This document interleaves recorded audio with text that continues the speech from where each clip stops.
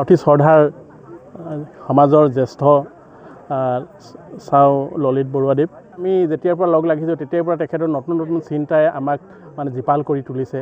তেখেতৰ দেহত বা তেখেতৰ মানে মনত বহুতখিনি সাংস্কৃতিকমূলক ইতিহাস আছে আৰু তেখেতে পুৰণি মানে বহু ধৰণৰ পুৰণি গীত মাত ধনপস্তুলাৰ পৰা কেন্দ্ৰ কৰি ধৰ্মৰ শাস্ত্ৰৰ চৰ্চাৰ পৰা কেন্দ্ৰ কৰি ভাষা আমাৰ বিশেষকৈ স্বধৰ্ম স্বৰ ভাষাৰ জ্ঞান তেখেতৰ আছে।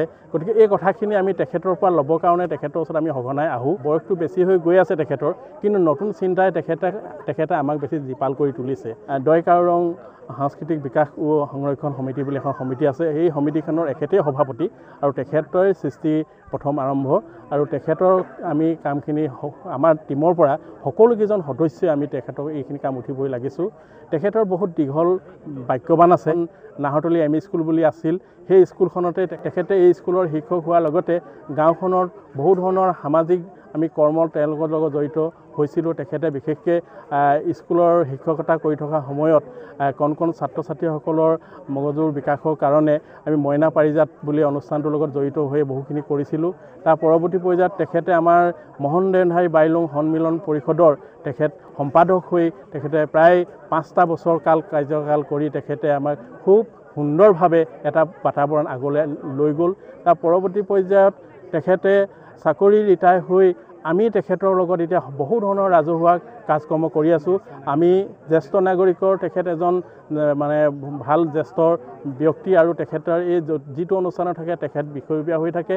আমি পুৰণা হেৰাই যোৱা গীত মাতৰ পৰা কেন্দ্ৰ কৰি আমি বিহু সংস্কৃতিটোকো আমি পুৰণি যিখিনি নাম গীত মাত আছে সেইখিনি আমি ধৰি ৰাখিবৰ কাৰণে তেখেতৰ ৰাইজৰ সহযোগত আমি কৰি আছোঁ।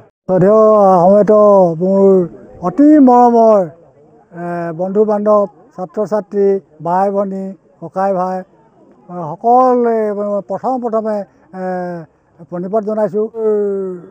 আকাংক্ষা আছিল আগতে কৈছোঁৱেই যে মোৰ এই পুলিখিনিক মই সামাজিক মাধ্যমৰ যোগেদি যাতে মই প্ৰকাশ কৰি দিব পাৰোঁ, সেইটো এটা মোৰ কল্পনা আছিলে যে মুগা চেৰিকালচাৰ গোটেই হেৰিটো চোম কেঁচেৰু আৰু নুনি তিনিমুৱা মুগা মই একেবাৰে পুহিছিলোঁ আৰু সেই অনুপাতে মই ফলো পাইছিলোঁ।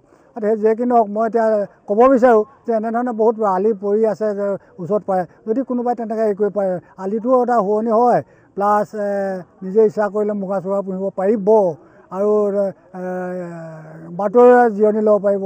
আৰু নুনি বস্তুটো আজিকালি বহুত হেৰি হৈছে, ৰেয়াৰ নিচিনা হৈছে। ইয়াতে খাবলৈ আহে বহুত দূৰৰ মানুহে আহে, মই দেখি ভাল লাগে মটৰচাইকেল লৈ আহে গাড়ী লৈ আহে নুনি টাইমত একদম বহুত মানুহে খায়হি।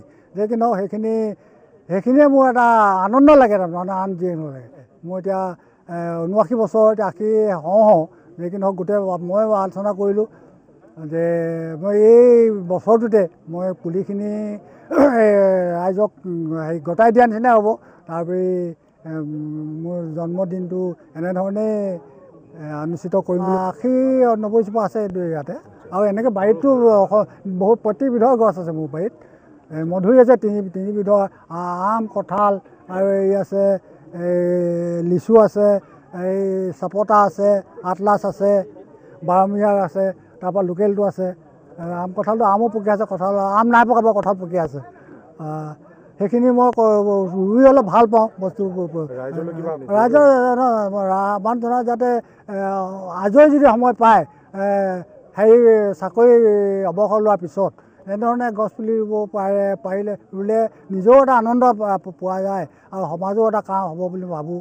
আৰু ছাত্ৰ ছাত্ৰীসকলেও তাৰ ওপৰতে কিবা এটা বাৰ্তা তেওঁলোকে পাব বুলি ভাবিয়েই মই কৈছোঁ আৰু সকলোৱে যাতে সময়খিনি যদি অলপ পায় ৰাইজৰ কাৰণে যদি অলপ দিব পাৰে সময় যথেষ্ট ভাল হ'ব বুলি ভাবিছোঁ। আৰু ৰিটায়াৰ হোৱাৰ পিছত আৰু বিশেষ কাম থাকিলেও তাৰ মাজতে অলপ সময় দি এনেধৰণৰ কামবোৰ যদি আমাৰ ৰিটায়াৰ মানুহবোৰে আমাৰ বয়োজ্যেষ্ঠ মানুহখিনিয়ে পৰাখিনিয়ে কৰিলে ভাল হয় বুলি মই ভাবিছোঁ।